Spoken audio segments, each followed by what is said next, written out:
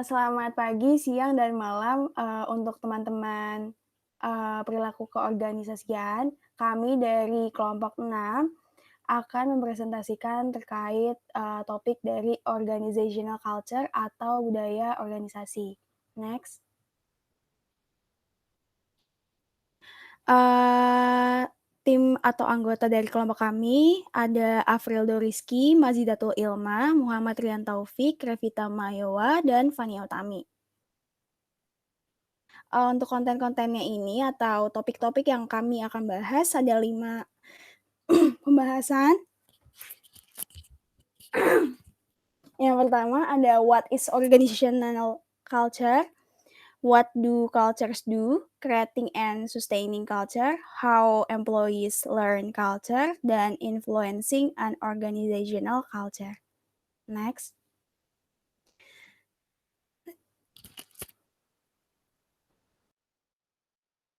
Untuk yang pertama, akan saya presentasikan terkait dengan sebenarnya budaya organisasi itu apa sih?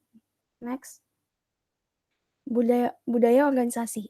Budaya organisasi didefinisikan sebagai keyakinan yang mendasari asumsi, nilai dan cara berinteraksi yang berkontribusi pada lingkungan sosial dan psikologis yang unik di suatu organisasi. Next. Di dalam bab ini ada 7 karakteristik yang penting nih dalam budaya organisasi. Yang pertama ada innovation and risk-taking, yang di mana karyawan tuh perlu untuk mendorong untuk menjadi, seseorang yang inovatif dan, mau untuk mengambil resiko dalam suatu permasalahan. Lalu ada attention to detail, yang di mana karyawan perlu dan diharapkan dapat menunjukkan bagaimana ketelitian serta analisis dia terhadap suatu problematik atau, suatu kasus di perusahaan tersebut. Lalu ada outcome orientation, yang di mana manajemen dari perusahaan berfokus pada hasil, bukan, daripada, pada teknik dan proses dalam mencapai suatu goal. Lalu ada people orientation, yang di mana keputusan manajemen untuk bisa mempertimbangkan, efek dari hasil pada orang-orang di dalam sebuah organisasi. Lalu ada team orientation, di mana kegiatan kerjanya itu perlu diatur di sekitar tim, dibandingkan individu. Jadi lebih dominan di timnya dibandingkan, antar individu. Lalu ada aggressiveness, yang di mana orang-orang dalam organisasi perlu lebih kompetitif dan agresif daripada santai atau biasa-biasa aja tidak menonjol sama sekali. Yang terakhir ada stability atau stabilisasi, yang di mana kegiatan organisasi itu menekankan dan mempertahankan keadaan yang tetap, tidak hanya dalam pertumbuhan saja. Next. Culture is descriptive term atau, secara deskriptif itu sebenarnya budaya organisasi itu menunjukkan seberapa atau bagaimana sih karyawan itu bisa menunjukkan atau mempersepsikan karakteristik organisasi itu. Bukan apakah si karyawan itu menyukai nih si organisasi itu seperti apa, atau gimana, atau tidak suka, dan lain sebagainya. Sedangkan untuk kepuasan kerja itu sendiri, itu berupaya sebagai tolak ukur bagaimana sih karyawan itu tentang, memandang terkait ekspektasi organisasi dan reward-reward yang diberikan oleh organisasi tersebut. Next.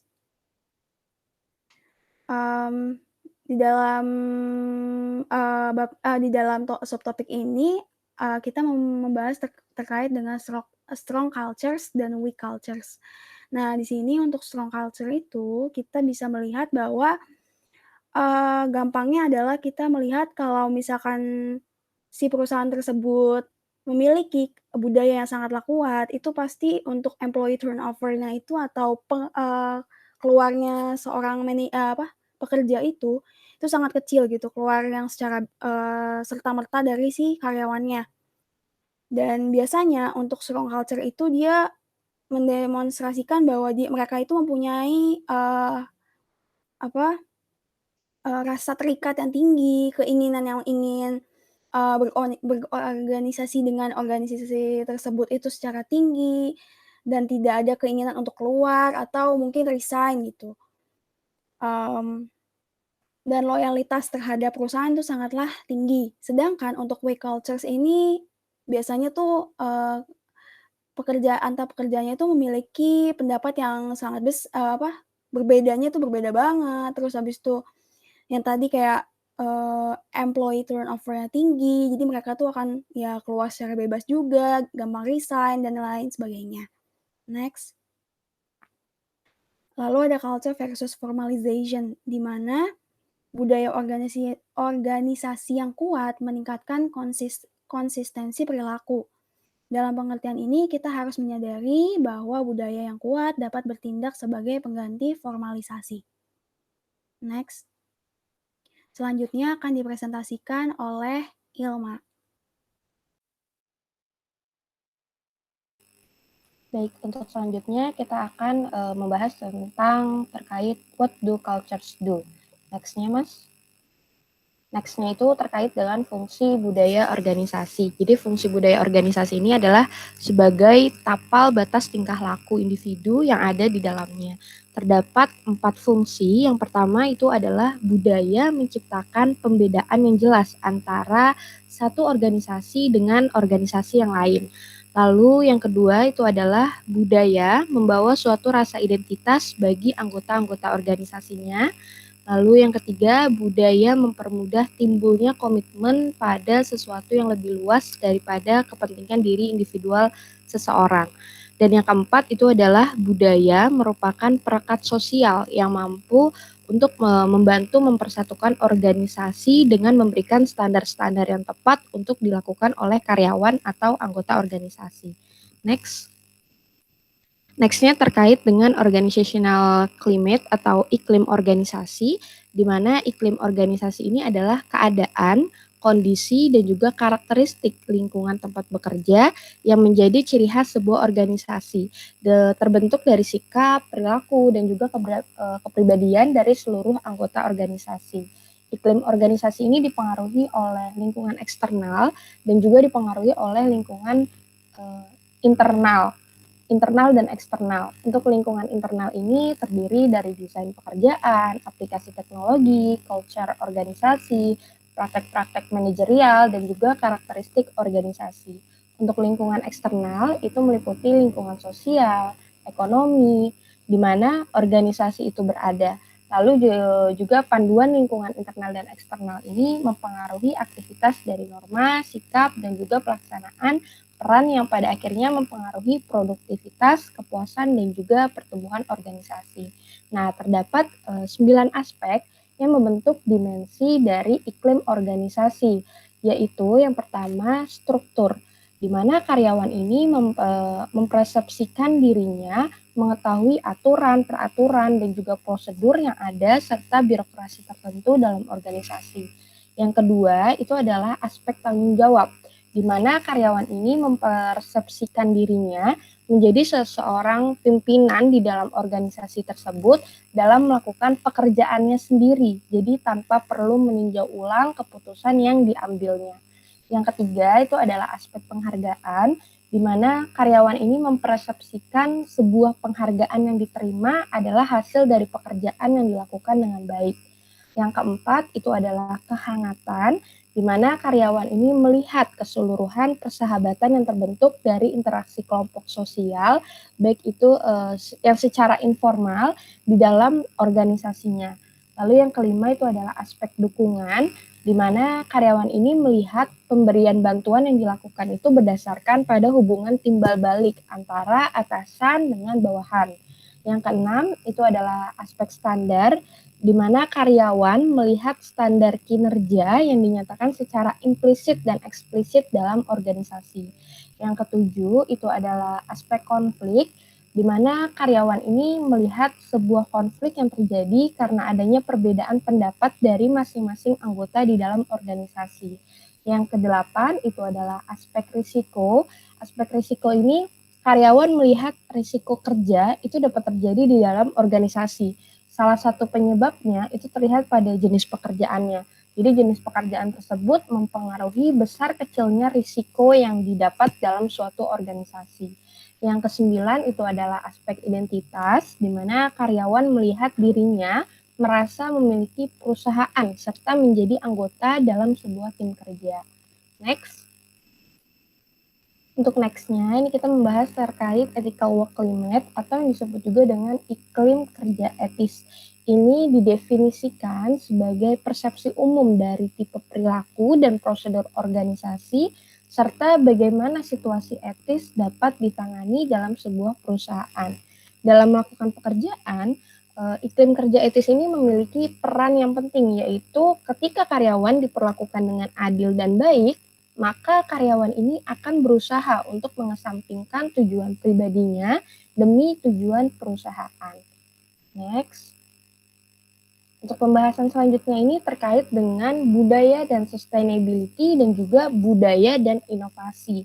Budaya dan sustainability, di mana untuk menciptakan bisnis yang benar-benar berkelanjutan, organisasi ini harus mampu untuk mengembangkan budaya organisasi dan juga mempraktikkan nilai-nilainya. Misal, suatu perusahaan yang bergerak di bidang konversi energi, dia membiasakan karyawannya untuk melakukan pengurangan penggunaan energi. Nah, hal ini berarti si perusahaan ini telah membangun nilai ke dalam budaya organisasi.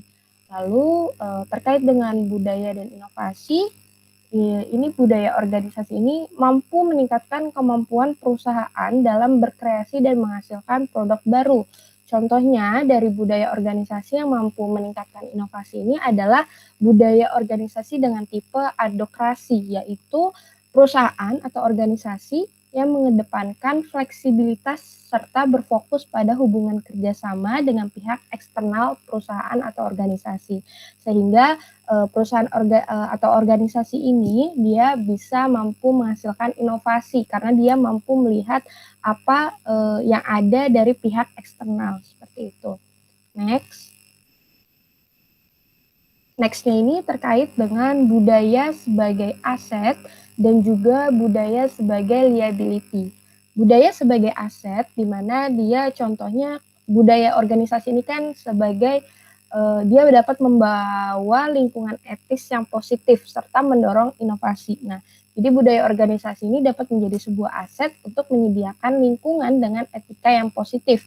Contohnya itu terkait dengan SDM. Dengan adanya budaya organisasi yang baik, maka akan tercipta sumber daya manusia yang baik dan unggul di dalam organisasi tersebut. Sehingga hal ini dapat menjadi aset bagi organisasi atau perusahaan. Yang kedua itu terkait dengan budaya sebagai beban atau liability. Yang pertama itu institusionalisasi. Ini adalah sebuah proses di mana suatu unsur ataupun norma menjadi bagian dari suatu lembaga, sehingga bisa dikatakan bahwa unsur norma tersebut merupakan unsur dasar dari lembaga atau si organisasi tersebut. Yang kedua itu adalah kenapa sebagai beban? Karena dia penghalang untuk berubah atau barrier to change culture. Merupakan penghalang ketika nilai-nilai bersama itu tidak dapat disetujui oleh orang-orang yang dapat memajukan keefektifan organisasi. Hal ini kemungkinan besar itu terjadi saat lingkungan organisasi sedang mengalami perubahan yang cepat. Lalu yang ketiga, kenapa menjadi beban? Itu karena sebagai penghalang keberagaman atau barrier to diversity. Hal ini terjadi saat ada karyawan baru yang sedang melakukan penyesuaian diri terhadap budaya organisasi. Jadi bagaimanapun latar belakang, suku, ras, budaya dari si karyawan baru ini, maka mau nggak mau, suka nggak suka, dia harus menerima budaya inti dari si organisasi. Yang keempat itu adalah kenapa dia jadi beban? Karena dia memperkuat disfungsi. Kepuasan kerja yang rendah dan juga turnover yang tinggi ini menunjukkan disfungsi pada organisasi. Sehingga hal ini bisa memberikan kesan bahwa budaya organisasi ini tidak baik, budaya organisasi yang dianut oleh si organisasi atau perusahaan tersebut tuh nggak baik. Nah, sesuatu yang tidak baik ini akan menambah hasil negatif dari organisasi atau perusahaan. Yang kelima, kenapa menjadi beban? Karena penghalang akuisisi dan juga merger. Masing-masing organisasi itu kan pasti memiliki budayanya masing-masing dan pastinya berbeda. Meskipun dia ada di industri yang sama, pasti budaya organisasinya itu nggak akan sama. Sehingga apabila perusahaan atau organisasi ingin melakukan akuisisi atau merger, tentu akan terjadi ketidakcocokan budaya organisasi. Contoh yang sekarang ini terjadi merger itu adalah Bank BNI Syariah, BRI Syariah, Bank Syariah Mandiri. Dia melakukan merger menjadi Bank Syariah Indonesia.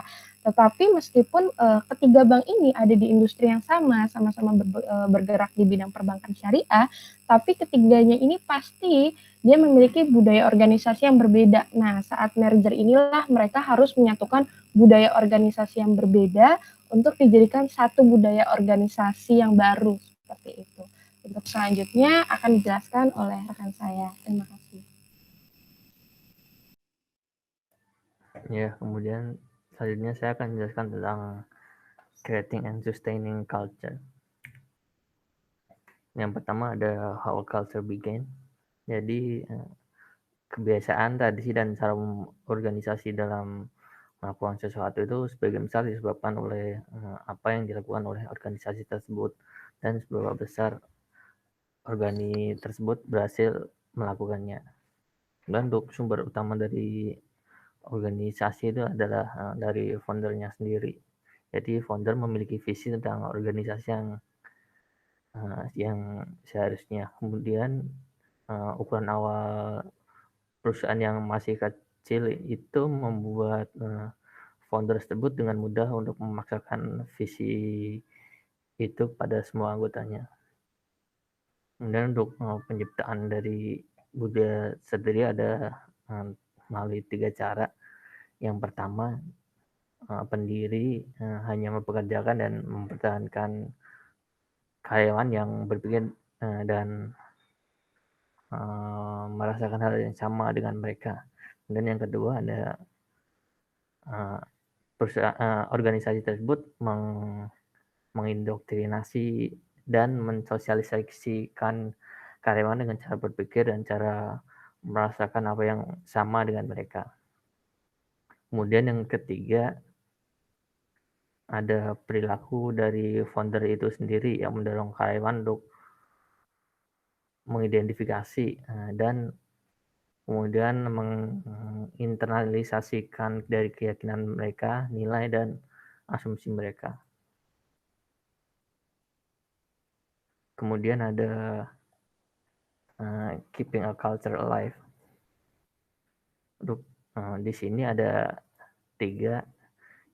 Yang pertama itu ada selection. Jadi tujuan dari proses seleksi ini adalah untuk mengidentifikasi dan memperkerjakan individu dengan pengetahuan, kemudian keterampilan, dan kemampuan yang baik untuk perform dengan sukses.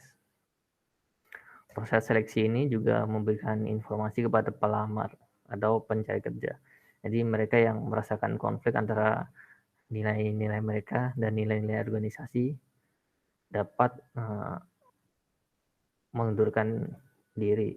Kemudian seleksi juga dapat memungkinkan pemberi kerja dan pencari kerja untuk menghindari dari ketidakcocokan dan mempertahankan budaya organisasi dengan menginginkan mereka yang mungkin dapat merusak nilai-nilai inti dari suatu budaya di organisasi. Kemudian ada top management. Top management ini adalah perilaku dari tindakan atau perilaku dari top management ini berdampak besar pada suatu budaya organisasi. Hal tersebut dapat melalui kata-kata ataupun perilaku. Misalnya jadi eksekutif senior dalam menetapkan norma yang membela dalam organisasi, misalnya apakah dalam pengambilan risiko yang diinginkan, kemudian seberapa besar kebebasan yang diberikan manajer kepada karyawan, kemudian bagaimana cara berpakaiannya sesuai, kemudian ada tindakan apa yang menghasilkan kenaikan gaji, terus kebijakan apa yang dapat menghasilkan kenaikan promosi dan penghargaan lainnya. Kemudian yang ketiga ada socialization, yaitu karyawan yang baru itu pasti membutuhkan bantuan untuk beradaptasi dengan budaya yang berlaku. Nah, untuk beradaptasi itu memerlukan bantuan sosialisasi. Sosialisasi juga dapat membantu banyak orang untuk meringankan masalah mereka bahwa pekerjaan baru mereka itu berbeda dari apa yang mereka ekspektasikan. Nah, di sini ada data dari 61% dari 2054 karyawan yang baru dipekerjakan itu mengatakan bahwa pekerjaan mereka itu berbeda dengan apa yang diharapkan dari mereka. Untuk di sini ada employee moral sendiri sebesar 40%, kemudian sebanyak 37% menjawab jam kerja, kemudian 36% ada dari personality dari supervisornya, kemudian 27% dari peningkatan karir, kemudian yang terakhir ada 22% dari gaji. Nah, untuk sosialisasi sendiri di sini ada berbagai macam dari socialization modelnya. Yang pertama ada tahap pre-arrival. Tahap pre-arrival ini organisasi mengakui bahwa setiap individu itu datang dengan satu set nilai-nilai, sikap, dan harapan yang baik tentang pekerjaan maupun tentang organisasi tersebut. Setelah tahap pre-arrival, kemudian masuk ke tahap encounter. Jadi proses seleksi dapat membantu menginformasikan calon karyawan tentang organisasi secara keseluruhan. Kemudian saat masuk ke organisasi, anggota baru akan masuk ke tahap encounter ini atau pertemuan dan menghadapi kemungkinan ekspektasi tentang pekerjaan, kemudian rekan kerja, atasan, dan organisasi secara umum yang mungkin berbeda dari kenyataannya. Dan jika ekspektasi tersebut sesuai, tahap ini akan memperkuat persepsi mereka sebelumnya. Namun seringkali tidak sesuai dengan ekspektasi mereka. Untuk hal yang paling ekstrim, jika tidak sesuai dengan ekspektasi, karyawan baru tersebut bisa menjadi kecewa dan kemungkinan besar akan mengundurkan diri. Kemudian setelah itu ada tahap metamorfosis. Dalam tahap ini adalah tahap proses sosialisasi di mana karyawan baru itu mengubah dan menyesuaikan dengan pekerjaan, kemudian kelompok kerja, dan organisasi. Untuk hasil dari sosialisasi ini ada 3. Yang pertama ada productivity, yang kedua ada komitmen, kemudian yang terakhir ada turnover. Nah, ini ada entry socialization option.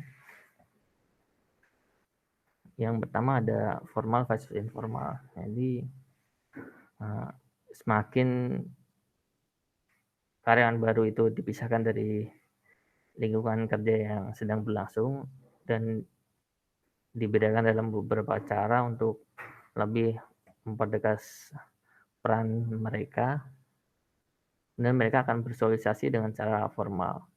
Untuk contoh dari sosialisasi dengan cara formal itu adalah program orientasi dan pelatihan khusus. Untuk informasi dia adalah sosialisasi dengan menempatkan karyawan baru langsung dalam pekerjaan. Jadi kemudian sosialisasi ini dilakukan dengan sedikit atau tanpa perhatian yang khusus. Kemudian ada individual versus kolektif. Di sini ada anggota baru dapat bersosialisasi secara individu. Cara ini dilakukan di banyak kantor profesional. Jadi mereka juga dapat dikelompokkan dan diproses melalui serangkaian pengalaman yang identik seperti pelatihan di camp militer. Kemudian ada fixed versus variable. Untuk fixed versus variable ini mengacu pada jadwal waktu di mana pendatang baru melakukan transisi dari orang luar menjadi orang dalam. Untuk jadwal yang tetap ini atau fix ini ditetapkan sebagai tahapan dari transisi standar. Hal ini merupakan karakteristik dari rotational training program. Kemudian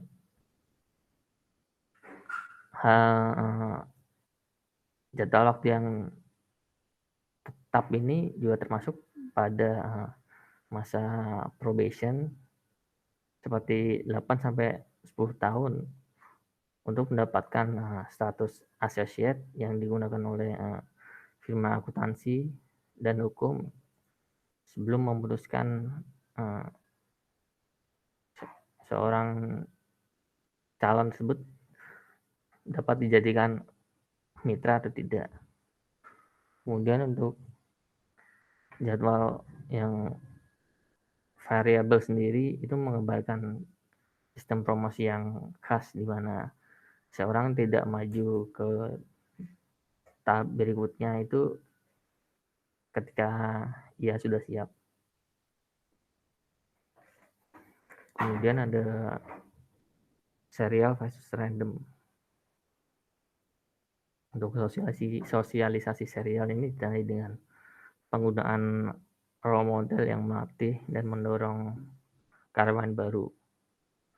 Untuk contohnya sendiri ada program magang dan mentoring. Kemudian untuk sosialisasi random ini perannya itu sengaja dirahasiakan. Jadi karyawan baru dibiarkan mencari tahu perannya sendiri. Kemudian yang terakhir ada sosialisasi investitur versus divestitur. Untuk investitur sendiri itu mengasumsikan bahwa kualitas dari karyawan baru dan kualifikasi adalah bahan yang atau sesuatu yang diperlukan untuk kesuksesan dari suatu pekerjaan. Jadi kualitas dan kualifikasi ini seringkali ditekankan dalam sosialisasi investitur.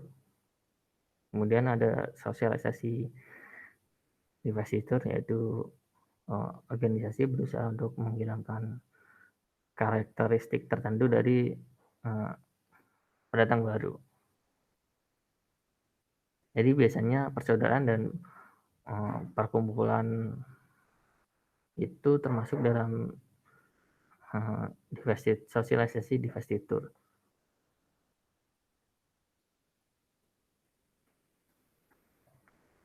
Kemudian ada how organizational culture form. Yang pertama itu tadi dari filosofi dari foundernya sendiri, kemudian masuk di seleksi kriteria, kemudian ada ke top management dan sosialisasi. Untuk top management sendiri bisa langsung membentuk budaya dari organisasi ataupun melalui tahap sosialisasi dulu untuk lanjut ke tahap pembentukan budaya dari organisasi. Nah, untuk selanjutnya akan dijelaskan oleh Rafita. Ya, selanjutnya saya akan menjelaskan terkait dengan bagaimana pegawai-pegawai mempelajari budaya organisasi. Next.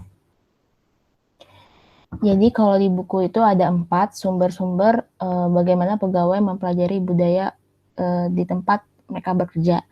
Yang pertama itu adalah stories atau cerita-cerita yang ada di organisasi.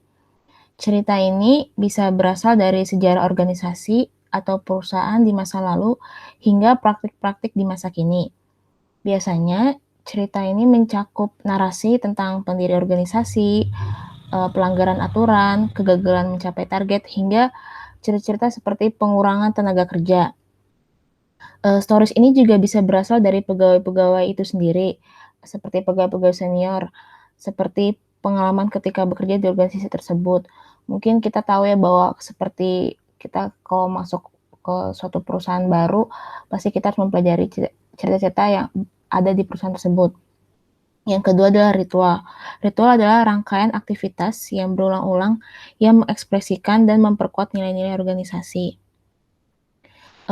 Contohnya itu seperti misalnya setiap triwulan itu perusahaan itu mengadakan rapat yang dihadiri oleh seluruh pegawai baik dari level tinggi hingga stafnya itu sendiri. Ada juga beberapa perusahaan yang memiliki ritual non-tradisi, seperti ada yang di buku. Misalnya, perusahaan tersebut memperbolehkan pegawainya untuk bekerja tidak sesuai dengan jam kerja pada umumnya, yaitu bekerja dari sore sampai pagi. Gunanya mengadakan ritual seperti itu untuk meningkatkan kreativitas. Namun, setiap perusahaan juga pasti berbeda-beda untuk melaksanakan ritual-ritual ini. Nah, yang ketiga itu ada simbol. Kalau di buku itu disebutnya dengan material simbol.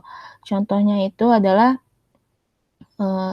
tata letak yang digunakan oleh kantor perusahaan, atau misalnya juga jenis mobil yang digunakan oleh pimpinan, itu biasanya mencerminkan apa sih perusahaan itu gitu ya. Contoh lainnya adalah simbol yang dilihat dari sebuah organisasi yang meningkatkan sinergi. Misalnya karena perusahaan itu memiliki nilai-nilai sinergi, sehingga layout kantornya itu diubah menjadi lebih fleksibel dan bebas untuk pegawainya bisa bekerja di mana saja. Gunanya juga supaya pegawai-pegawai tersebut memudahkan sharing, walaupun tidak harus di ruang rapat seperti itu. Ada juga language atau bahasa, yang dimaksud dari sini bahasa atau istilah yang sering digunakan oleh para pegawai di sebuah organisasi. Mungkin kalau kita ketahui bahwa setiap perusahaan pasti memiliki jargon atau singkatan-singkatan yang sering digunakan. Nah, kalau kita sudah mengetahui hal tersebut, maka akan menyatukan para pegawai dalam satu kesatuan budaya. Atau mungkin kalau bahasa di sini bisa juga dalam hal kita bersurat atau melakukan chat ya kepada para pegawai. Pasti setiap perusahaan punya style masing-masing dan ada yang harus sopan, seperti diawali dengan salam dan sebagainya, atau yang harus rinci, atau ada juga bahasa yang perusahaan yang menggunakan tidak tersirat dan sebagainya gitu. Itulah sumber-sumber bagaimana pegawai mempelajari budaya. Selanjutnya akan dijelaskan oleh Alfredo. Cek. Baik, selanjutnya saya akan menjelaskan terkait influencing and organizational culture. Nah, jadi kita ketahui bersama bahwa suatu budaya organisasi itu biasanya ditentukan oleh pendiri dan seringkali sulit untuk diubah. Idealnya memang pendiri yang merencanakan budaya organisasi ini ya. Nah, seiring berjalannya waktu, budaya organisasi biasanya akan tumbuh. Ada beberapa cara untuk meningkatkan organizational culture ini, yaitu dari aspek budaya atau ethical culture, lalu ada aspek positive culture, dan aspek spiritual culture. Nah, yang pertama akan kita bahas adalah terkait dengan ethical culture. Nah, di sini sudah dituliskan bahwa dalam ethical culture itu manajer dapat menciptakan budaya yang lebih etis dengan berpegang pada 5 prinsip, yaitu be a visible role model, communicate ethical expectation, provide ethical training, visibly reward ethical act and punish unethical ones, dan provide protective mechanism. Nah, untuk yang pertama, yaitu be a visible role model, artinya adalah bahwa karyawan itu akan cenderung melihat tindakan manajemen puncak sebagai benchmark untuk perilaku yang sesuai. Nah, untuk yang kedua, untuk communicate ethical expectation, ini artinya adalah kapanpun kita bertugas, ini dalam kapasitas sebagai pimpinan ya, minimalkanlah bertindak atau berbuat ambiguitas dalam beretika. Misalkan ambiguitas antara kode etik untuk nilai organisasi atau terkait aturan penilaian yang harus dipatuhi karyawan. Nah, yang ketiga, untuk provide ethical training, ini maksudnya adalah bahwa organisasi itu dapat mengadakan seminar, lokal karya, dan program pelatihan lainnya untuk memperkuat standar perilaku organisasi karyawan. Yang keempat, specifically reward ethical act and punish unethical ones. Jadi ini maksudnya adalah evaluasi karyawan itu tentang bagaimana tindakan mereka terhadap berbagai organisasi. Nah, berikanlah penghargaan secara nyata kepada karyawan yang bertindak secara etis, namun sebaliknya hukumlah mereka ketika tidak bertindak secara etis. Dan yang kelima, provide protective mechanism, artinya adalah cari mekanisme formal sehingga setiap orang dapat mendiskusikan dilema etika dan melakukan perilaku tidak etis tanpa takut diancam. Seperti itu. Lalu untuk poin yang kedua dalam ethical culture ini adalah bahwa iklim etika positif yang tersebar luas itu harus dimulai dari puncak organisasi atau top manajemen. Sebab salah satu studi manajemen itu menyatakan bahwa ketika manajemen puncak menekankan pada nilai-nilai etika yang kuat, maka supervisor atau lini bawahnya cenderung akan mempraktikkan keuntungan itu, sehingga sifat positif dapat ditransfer dengan baik ke lini bawah. Next. Nah, selanjutnya aspek yang akan dibahas adalah terkait positive culture. Jadi positive organizational culture merupakan budaya yang menekankan pembangunan kekuatan karyawan, lalu memberikan penghargaan lebih daripada memberikan hukuman, dan mendorong kekuatan dan pertumbuhan individu karyawan. Nah, penjelasan lebih lanjutnya adalah yang pertama itu terkait building on employee strength atau membangun kekuatan karyawan, di mana meskipun organisasi yang positif itu tidak mengabaikan masalah budaya, tapi organisasi itu juga menekankan kepada karyawan bagaimana mereka dapat menemukan dan memanfaatkan kekuatan mereka. Nah, seperti yang dikutip di dalam buku, yaitu seorang guru manajemen Robert Glaser itu menyatakan seperti ini. Kebanyakan orang Amerika itu tidak tahu apa kekuatan mereka. Namun saat Anda bertanya kepada mereka hanya menatap mengatakan kosong, atau mereka menanggapi hal-hal yang objek atau yang normatif yang merupakan jawaban yang salah. Bukankah lebih baik berada dalam organisasi yang membantu untuk menemukan kekuatan dan bagaimana memanfaatkan kekuatan dari dalam organisasi tersebut? Seperti itu. Selanjutnya terkait rewarding more than punishing. Nah, yang kedua itu adalah untuk memberikan penghargaan lebih banyak daripada memberi hukuman. Jadi sebenarnya meskipun sebagian besar organisasi itu memberikan penghargaan seperti gaji dan promosi, namun kadang mereka juga sering merupakan kekuatan penghargaan yang lebih kecil, seperti pujian-pujian. Pujian ini cukup penting ya dampaknya, sebab saya bilang kembali lagi bahwa suatu penghargaan itu tidak melulu hal-hal yang besar atau seperti promosi atau bonus, tapi dari hal yang kecil itu bisa memberikan dampak yang besar seperti memberikan pujian. Nah, yang ketiga yaitu encouraging vitality and growth, atau mendorong kekuatan dan pertumbuhan dari karyawan. Organisasi tidak akan mendapatkan hal yang baik dari karyawan jika organisasi itu menganggap karyawan sebagai roda penggerak atau yang memang sebagai mesin. Nah, budaya positif itu mengenali perbedaan antara pekerjaan dan karir. Dan ini tidak hanya mendukung apa saja yang dikontribusikan karyawan terhadap efektivitas organisasi, tapi juga bagaimana organisasi dapat membuat karyawan itu lebih efektif baik secara pribadi maupun profesional. Nah, selanjutnya terkait limits of positive culture atau batas budaya positif. Sebenarnya di sini ada satu permintaan, apakah sebenarnya budaya positif itu dapat menyelesaikan semua hal. Sebenarnya meskipun banyak perusahaan kita merangkul aspek budaya organisasi yang positif, namun ini sebenarnya aspek yang cukup baru ya, dan mungkin nggak bisa berjalan dengan cukup baik kalau dari awal-awal perusahaan. Kita tidak mudah penerapannya.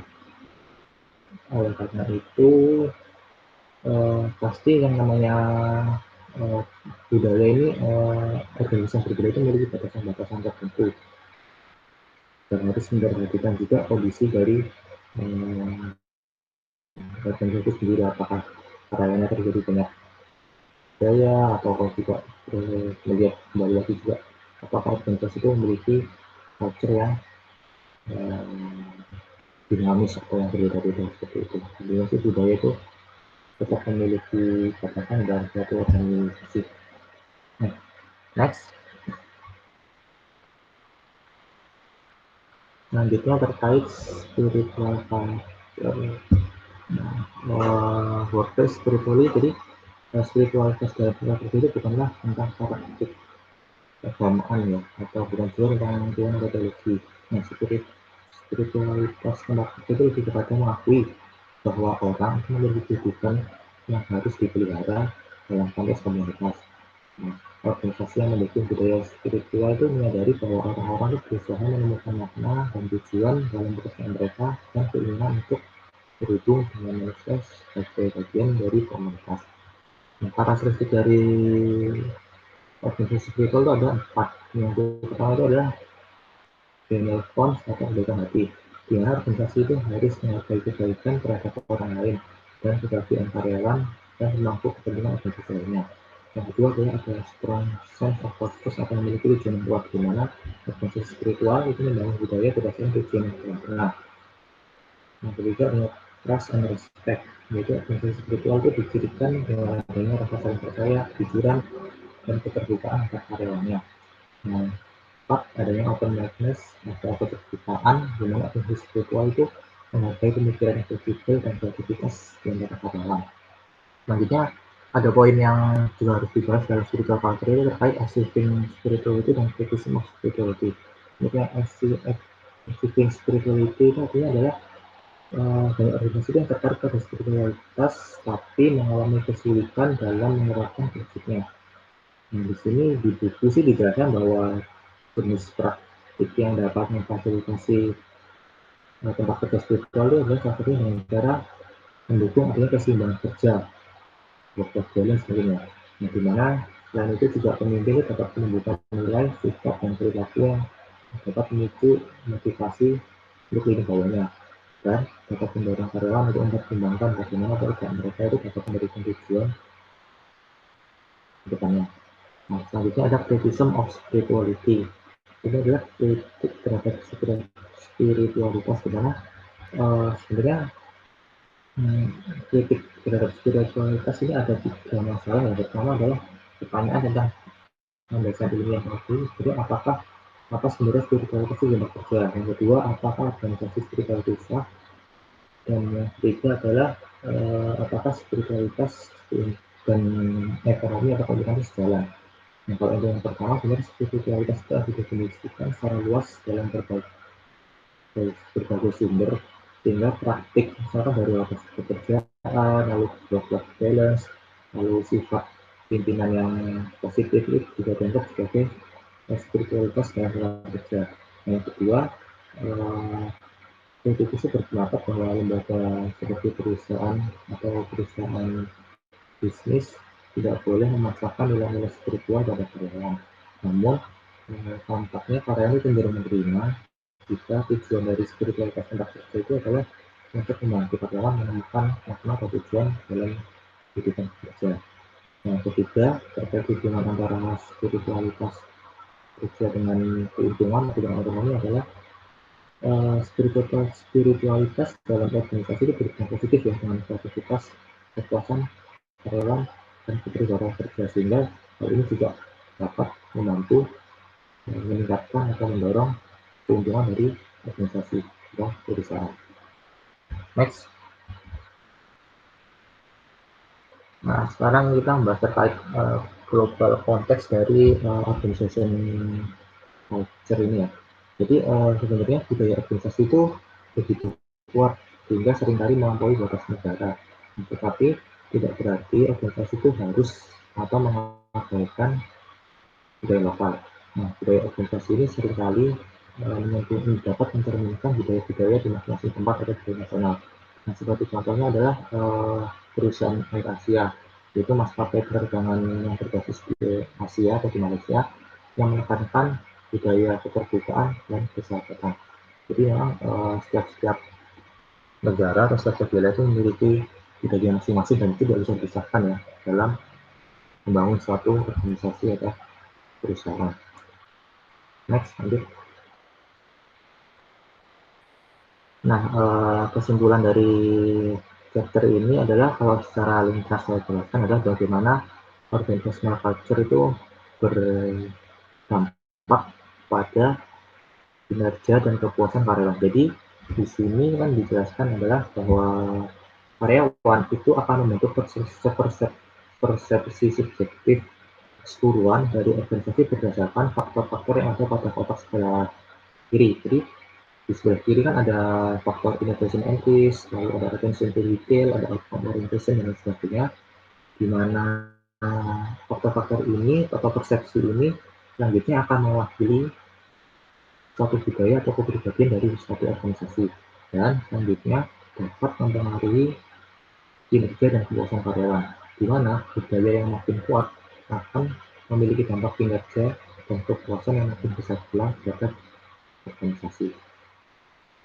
Next. Nah, baik, mungkin sekian presentasi dari kelompok kami. Terima kasih. Jika ada pertanyaan atau ada yang kalian ingin didiskusikan, bisa ditanyakan saat sesi kuliah nanti. Terima kasih.